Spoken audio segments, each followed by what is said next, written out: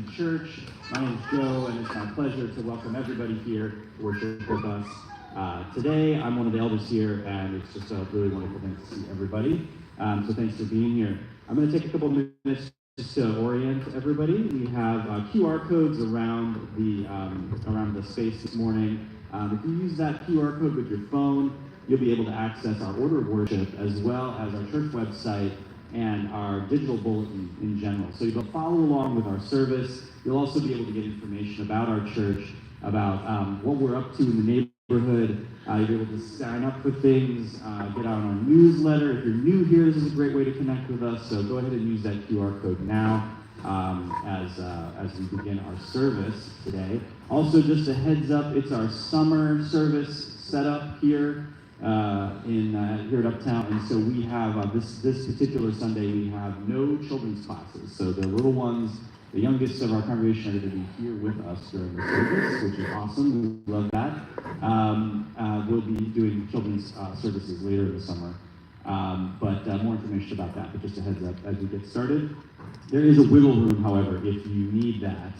You can stop in this direction. One of our greeters can help you find that if you need to. Use that space at any time. All right? But let's get ready for worship. Here's some words for you.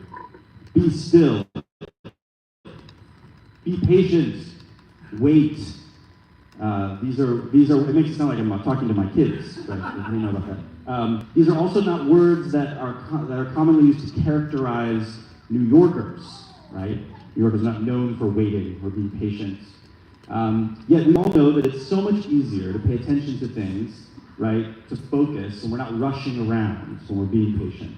When we wait, when we do those things, we can be calm, right? And we know that that's far better for our hearts and our minds than running around like a crazy person or running around like a squirrel trying to find a nut. I feel like that is the picture of the frantic New York pace. Is you watch a squirrel like running around trying to find something. It's this franticness. That's not really. That's often how New Yorkers are, right? Well, in the Bible, God often tells his people to wait on him, to be patient, to be still and focus on him.